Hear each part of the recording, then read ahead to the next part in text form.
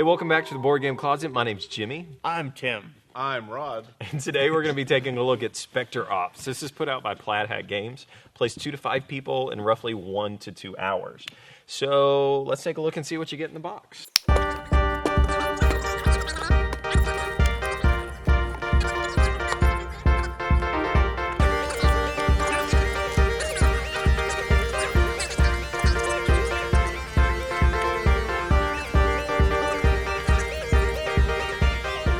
All right, so this is what you get in the box with Specter Ops. Rod, do you want to talk about the components? Sure. And the first thing that you look at when you see this game is the board. So the board itself is very unique, and you can see where it's all done in cubes, squares. Cubes. So you can identify where you're at, and that's for the hidden movement, because that's what the game's all about. There's some hidden movement going on. My only complaint with going back to the board is it's kind of hard to see the numbers, and it's kind of hard to see some of the buildings because you're doing it's basically nighttime, and there's shadows and everything, so it's a little hard to see, especially for the older folks with not the greatest eyesight. And so miniatures are nice. They've got all the pieces that are represented also on these cards right here. They're plastic miniatures. They're great detail and everything on them, so they're really nice. The artwork is fantastic. The cards have good detail on them. They're easy to read. There's a map for which I didn't use because I was I was the werewolf guy the whole time. But the map, which looks to be pretty reasonable and easy and detailed, and it's easy to tell where you're at in the game. All in all, looks like the components are very good. All right, Tim, do you want to tell us about the rules to Specter Ops, how hard or easy it is to learn the game? Sure. This game, first off, I like to admit that I did watch it played. He does tutorial videos on almost all of Plaid Hat Games. And in fact, it says it on the box that you can just watch the video and learn how to play it. And I did watch that first, and it made the game extremely easy to learn. In fact, it says it on the top of the first page. Stop. Yeah. Go watch the video. Yeah. So it does a great job of, you can just watch the video. But also the instruction booklet is really thin, and it just does a great job of explaining the rules step by step and getting you in the game, and then giving you the little extra rules that each character gets to have, or that your scenario has, because it differs depending on the number of players you have. So it goes over that pretty good. So overall, easy to learn and pick up. There's not a lot to it, as far as learning to play. There's a lot while you're actually playing. Right, definitely.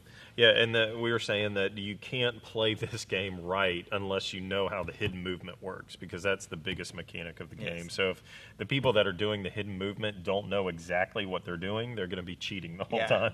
And not on purpose necessarily, right, but just because they didn't understand the rule and they did something that they weren't supposed to do. Right, yeah, totally. So let's talk about how Specter Ops works so you can get an idea of whether or not this is going to work for you and your gaming group. So basically, in the 2 to 4 player version of this game, you're going to have one person who is going to be an agent, and everybody else is going to be the hunter.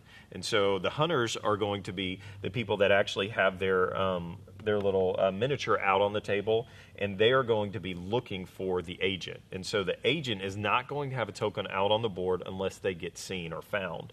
And so basically that person is going to be using the notepad here, and they're going to be marking down their movement. So every time they make a move on their round, they mark where they're at on the board, and then they can use this to basically figure out and plot and scheme on where they want to go next. And so this is used by the agent, and no one else gets to see this.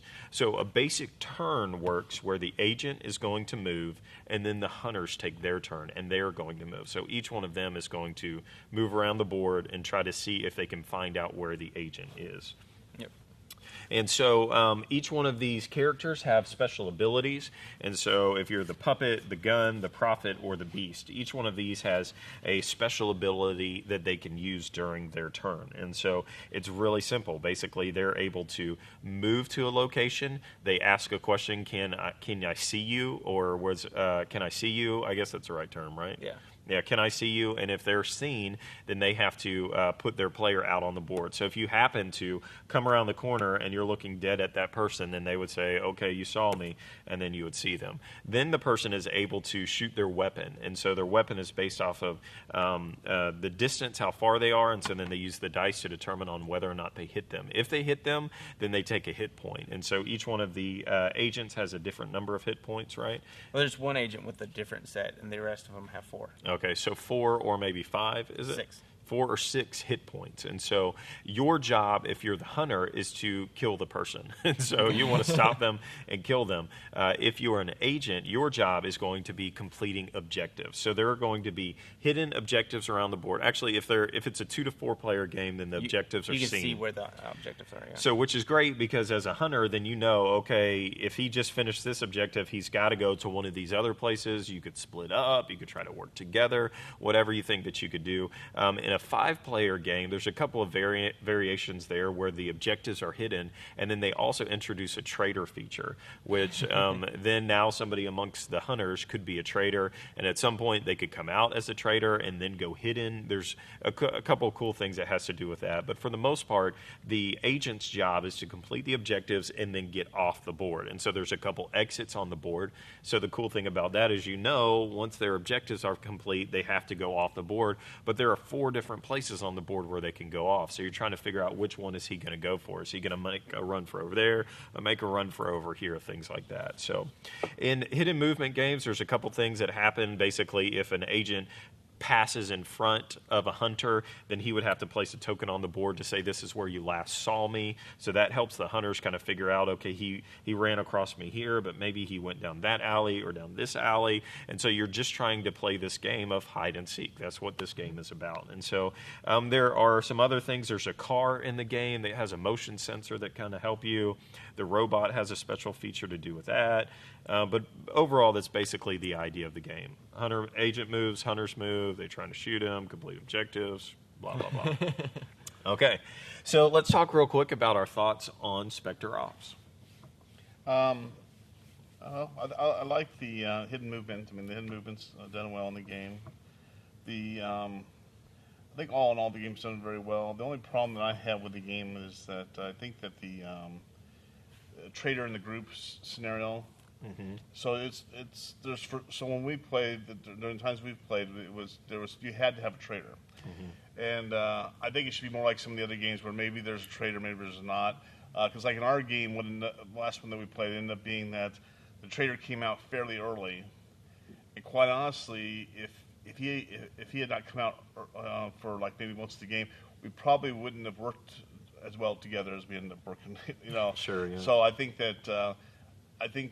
Not knowing is almost worse. It makes the game harder, not knowing if there's a traitor or not. If there is or not. Yeah. Right, but knowing that there is for sure a traitor in the game, that changes things real quick.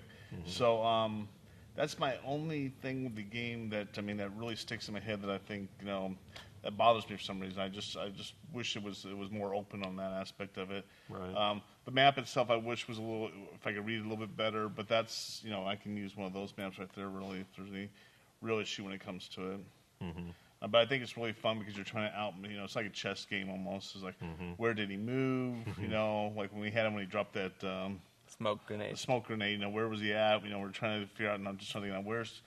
Knowing Tim, this is where he's going to be. I bet he's over here. Exactly. He's not running away. He doubled back. Exactly. Yeah. Exactly. At the end of the day, it really comes down to, do you like hidden movement games? Do you like hide and seek? Because if you don't like that mechanic, if you don't like that kind of game, this will drive you crazy. Because you just get so annoyed and you're like, I don't know where he is, and he was right here, but that could be a smoke grenade, and I don't know. And so that kind of stuff could drive you crazy. But I personally really like it. I've only played a few games that are like this, like Nuns on the Run and Fury of Dracula, that kind of has a little bit of that in it. But for me, I was looking for a game that would be like this, and I like the combat that you have with it, even though it's small. It's just rolling dice. Do you see them, stuff like that? But I don't know. I really liked it. My only complaint, I guess, would be I just kind of feel like the theme is kind of flaky to me. I don't know. Like when I was thinking Specter Ops, I came to the table expecting like a military style, and I'm like, oh, there's a werewolf and this weird looking robot guy, and then Doc Ock, the woman version, So I don't know. To me, I didn't buy into the world at all. I just. But at the end of the day, that doesn't really matter because it's a hidden movement game. So. Well, I mean, I think it does a little bit. And I'll just jump on this real quick.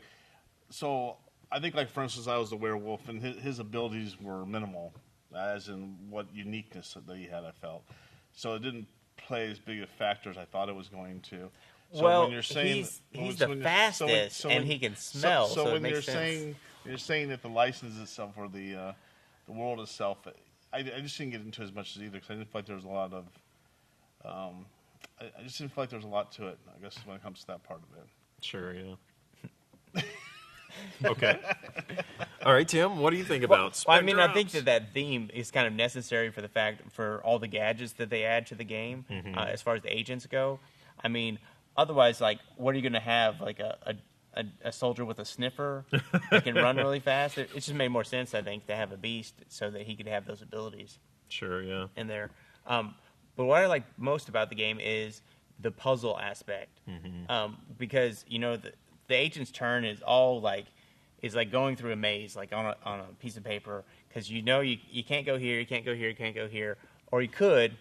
But they're gonna get you. Yeah. If you want to be seen, and then try to play it off like that, and try to trick them into thinking where you're going. And for the hunters, it's the same thing, except they have no idea, what's going on, so they're just kind of trying to narrow it out by. Let's cover this area, and everything. And while the hunters are taking their turn, the agent is just sitting there like, they're either sweating it out or they're just laughing so hard inside because of the stuff they're saying and stuff. So that just, I think, adds to the enjoyment of the game. Totally. And then I love it. I love just when you feel like an idiot because like your whole team's in this corner of the board and he completes an objective over here. You're like, what were we thinking? Like, how did we totally miss that? And then you scramble to run back over here and then you're completely lost. So. At the end of our reviews, we like to give a 1-die rating. Should you buy it, play it, or hate it? Green means go buy this game and add it to your collection. White means maybe you wouldn't buy it, but you definitely play it. And then red means you wouldn't buy it and you wouldn't play it because you hate it. So, and reveal. Green, white. Okay, so you want to start? Tell us why you love the game. I like the game because, it's the first hide-and-seek kind of game that I've really played with the hidden movements. It just played out really fun with the puzzle. Of course, I've won it almost every time I've played it, so that's maybe why I like it so much. I love it. I did play with some guys before that they didn't like the stress of not knowing where the agent was, and it was really getting to them. Yeah. And I don't know if they enjoyed the game. Like that whole puzzle aspect. Right. They really wanted it to turn into just a brawl. Right. Like they catch the the agent, and then it turns into a fist fight or something. And that's not what it is. But that's not how because the hunters don't have any hit points. They just get stunned and then they come right back after a turn. So. And if you didn't have that stun mechanic in there, the agents would be dead as soon as they get caught. So right, yeah.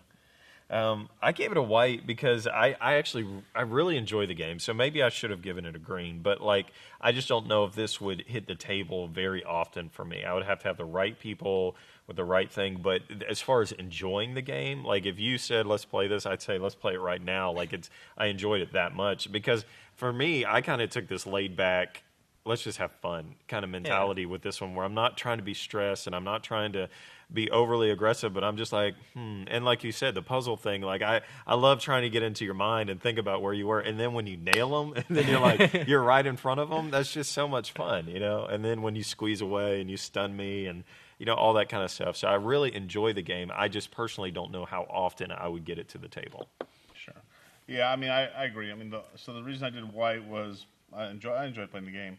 I mean, I'm always going to find some issues with a game, but all in all, I enjoyed the game a lot. I wouldn't buy it, but I'd want it in my party. so I'd want somebody in the group to have it. The hidden movement is the big thing. I mean, there's not enough games like that, and that made it a blast. So yeah, totally. Yeah. All right. So that's our review of Specter Ops put out by Plaid Hat Games. We've got a lot more reviews on our website, boardgamecloset.com. Check us out on Facebook, Twitter, and Instagram. And as always, Support your local hobby shop. woohoo!